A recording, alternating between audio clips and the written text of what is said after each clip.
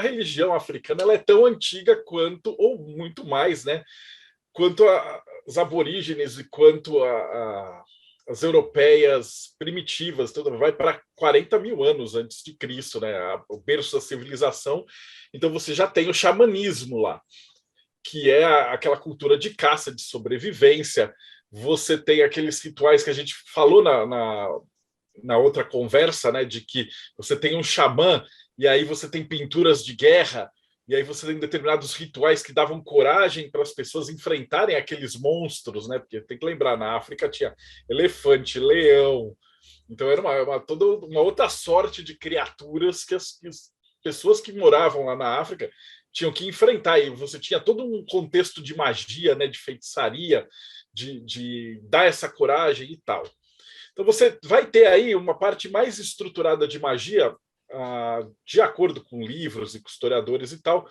Aí a gente pega o exemplo do Salomão, quando a rainha do Sabá traz essa parte da Cabalá, junta da Etiópia. Então essa parte mistura um pouquinho com algumas tradições. Então você vai ter ali no norte da África um outro tipo de magia que é mais misturado.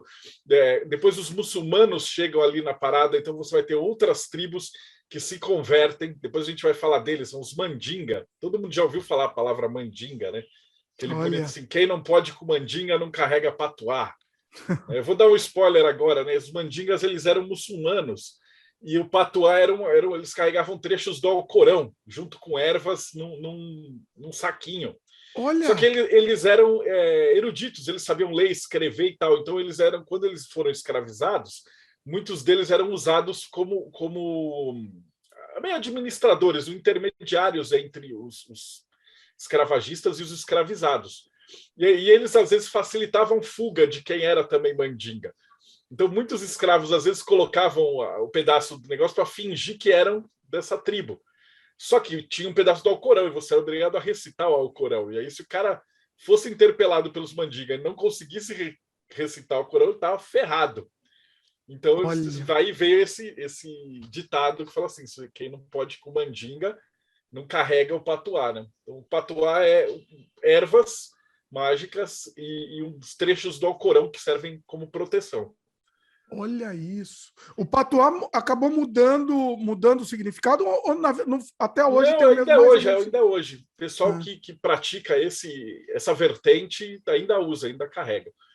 Então, enfim, o que aconteceu é que a gente conhece a história, depois eles colonizaram aqui a América, e aí teve todo aquele problema, escravizavam, eles pegavam as tribos derrotadas de guerra, né? Então eram guerras interafricanas, e aí vendiam esses escravos, e aí os brancos pegavam, os escravos traziam para cá, usavam de mão de obra, e toda aquela parada desgraçada que a gente já conhece, né?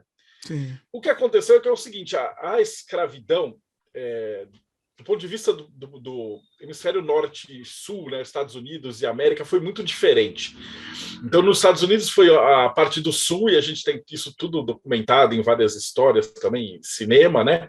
Que você tinha os escravizados que iam para o campo de algodão para trabalhar, e aí você vai ter depois a Guerra da Secessão e toda aquela parada. Mas ali, a maioria dos escravizados, eles meio que não tinham uma religião própria, eles foram meio para a Igreja Batista. Né? Então você não vê assim tirando o voodoo ali de New Orleans, daquela área, a maioria dos negros americanos, eles são cristãos batistas, porque eles meio que receberam essa outra religião. Tanto que aí tem uma série de desdobramentos muito bacanas, porque aí eles têm aquelas cantorias, o rock, e uma série de outras paradas. Mas não é uma religião afro-americana, né? Então, não existe. Mas eles tinham uma religião no país de origem? Até tinham, eu acredito, mas depois de 200 anos, 300 anos, você perde isso, né? E lá a lavagem cerebral nos Estados Unidos foi muito mais forte do que aqui, né? Entendi. Então eles foram convertidos mesmo, né? E tem a própria versão deles.